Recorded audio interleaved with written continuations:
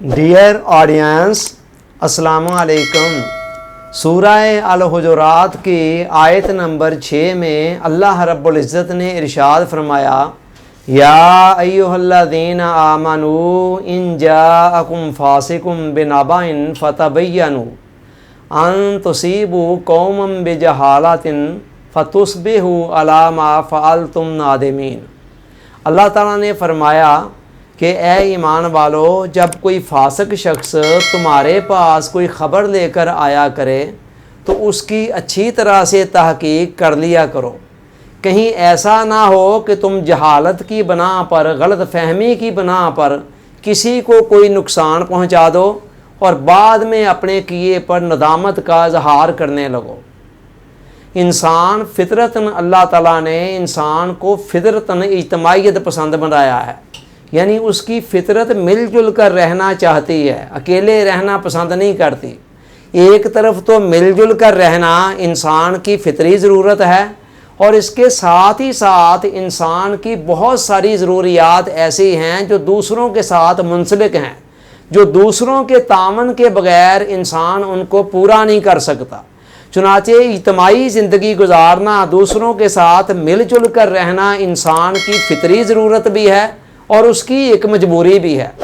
अब होता ये है कि जब इंसान मुख्तलिफ मिजाजों के इंसान मिलजुल कर रहते हैं तो कहीं मिजाज के साथ टकरा रहा होता है। हर शख्स का अपना मिजाज होता है और हर शख्स का अपना मफाद होता है और हर शख्स के अपने रुझानात होते हैं। चुनाचे कहीं मिजाजों से टकराते हैं, कहीं मफादात से टकराते हैं, कहीं अना से टकराती है और उसके नतीजे में कई किस्म की गलत फहमियाँ, शिकवे, शिकायतें, गिले पैदा होते हैं। आगे चलकर यही गिले शिकवे नफ़रत का रूप धारते हैं और उससे आगे चलकर जाकर फिर झगड़े और फसाद तक भी नौबत पहुँच जाती है। अब इसका हल क्या है? कुरान मजीद जो अल्लाह रब्बुल इज़्ज़त की तरफ से आने वाली एक गाइड बुक है पूरी ज़िंदगी के लिए, उसमें ज़िंदगी के हर शोबे के लिए बेहतरीन उसूल दिए गए हैं और ये उसूल क़यामत तक के हर ज़माने के लिए हैं, हर शख्स के लिए हैं, हर मुल्क के लिए हैं। चुनाचे कुरान मजीद के अंदर जगह जगह पर ऐसे उसूल दिए गए हैं जिनके ज़रिए से समाजी और माशरती इज्तिमाई ज़िंदगी को खुशगवार बनाया जा सकता है। बिलखसूस सूरह अल-हुजुरात के अंदर अल्लाह ताला ने एक ऐसा गुलदस्ता दिया है खूबसूरत किस्म के उसूलों का कि जिनको अगर अपना लिया जाए तो समाजी ज़िंदगी बड़ी खुशगवार बन सकती है और इंसानी ज़िंदगी के अंदर एक अमन व अमान आ सकता है। तो अगर उन उसूलों को फॉलो कर लिया जाए, हम अगले चंद लेक्चर्स के अंदर 1 बाय 1 करके इन्हीं उसूलों को डिस्कस करने जा रहे हैं।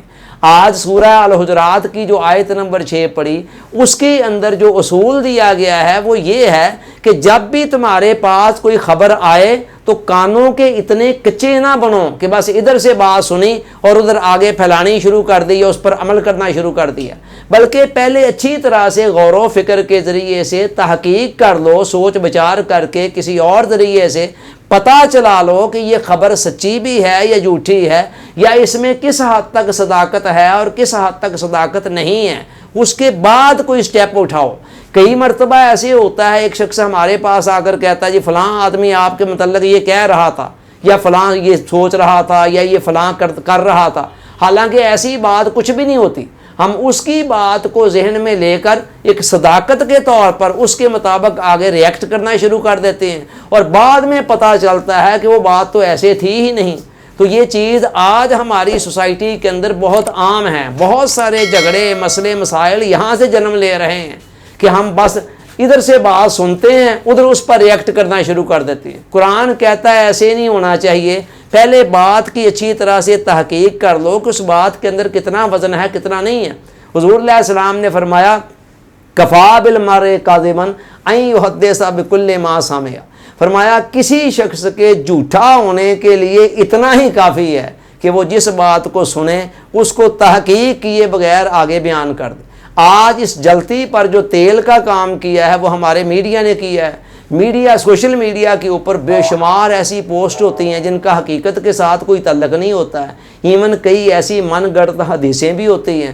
ہم دیکھتے ہیں کہ یہ حدیث آئی، ہم بلا سوچے سمجھے اس کو آگے شیئر کر دیتے ہیں۔